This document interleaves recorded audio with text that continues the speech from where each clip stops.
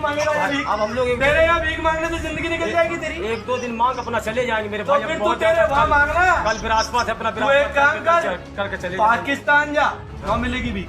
अरे भाई करके चले पाकिस्तान जा, करके चले पाकिस्तान जा।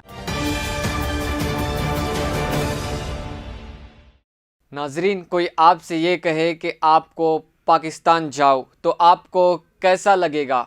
आपको सिर्फ शक की बुनियाद पर जेल भेज दिया जाए तो आपको कैसा लगेगा? आपको आपकी दाढ़ी, टोपी या आपके नाम से कोई आपको दहशतगर्द बताए तो आपको कैसा लगेगा? और जब आप कोई चीज़ ख़रीदो फ़रोख्त करने पर आपका मज़हब पूछा जाए तो आपको कैसा लगेगा? यकीनन बुरा लगेगा। दोस्तों, ये वतन हमारा और आपका है, यानी देशवासियों का ये वतन है। भारत देश में कई मज़हब के पैरोकार हैं। यहाँ यकजहती व भाईचारे को गंगा जमनी तहज़ीब का नाम दिया गया है। लेकिन उसी गंगा जमनी तहज़ीब में मुसलमानों को ये कहा जाता है कि तुम लोग पाकिस्तान जाओ। आम आदमी से लेकर सेलिब्रिटी, सियासतदान को पाकिस्तान जाओ कहा गया है। इस पर हुकूमत की तरफ से कानून बनाना तो दूर की बात, एक केस तक दर्ज नहीं होता।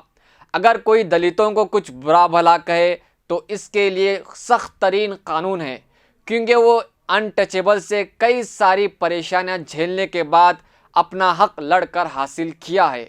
लेकिन मुसलमानों के खिलाफ बोलने वाले, नारेबाजी करने वालों पर कोई कानून क्यों नहीं बनाया गया? क्या मुसलमान इस मुल्क के शहरी नहीं हैं? भारत वो देश है जो दुनिया का सबसे ज़्यादा मुस्लिम आबादी वाला मुल्क है। क्या इनका इस्तेमाल सिर्फ वोट बैंक के तौर पर ही इस्तेमाल किया जाएगा, या सिर्फ सियासतदान सिर्फ मफाद की हद तक ही इस्तेमाल करेंगे? क्या सिर्फ शक की बुनियाद पर ही सालों साल जेल में रखा जाएगा?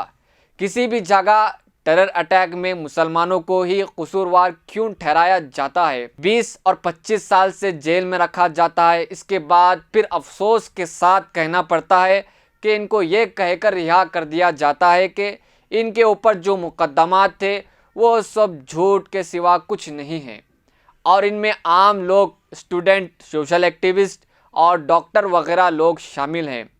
दोस्तों, सिर्फ मुसलमानों के साथ ही ऐसा क्यों और किस लिए किया जा रहा है, ये बहुत बड़ा सवाल है। कोई कहता है कि भारत में आबादी बढ़ने की वजह मुसलमान हैं। कोई कहता है कि मुसलमानों को इस देश से निकालकर हिंदू राष्ट्र बना देना चाहिए। कोई कहता है कि मुसलमान लड़कियों से शादी करने पर इनको पैसा दिया जाएगा। और आप देख सकते हैं कि भारत में मीडिया और इक़्तिदार में रहने वाली पार्टियों की जानिब से हिंदू मुस्लिम का खेल खेला जाता है। ये लोग हिंदू मुस्लिम से देश को खोखला करना चाहते हैं। नाजरीन, ये मुल्क फ़िरका परस्त जहनों का नहीं, ये मुल्क उन सभी का है जो इस देश में मोहब्बत बांटते हैं। मुझे राहत अंदौरी साहब का मशहूर शेर याद आ रहा है, सभी का खून है शामिल यहाँ की मिट्टी में, किसी के बाप का हिंदुस्तान थोड़ी है। मज़ीद ख़बरों और तफसीरों के लिए देखते रहे मिल्ली डाइजेस्ट।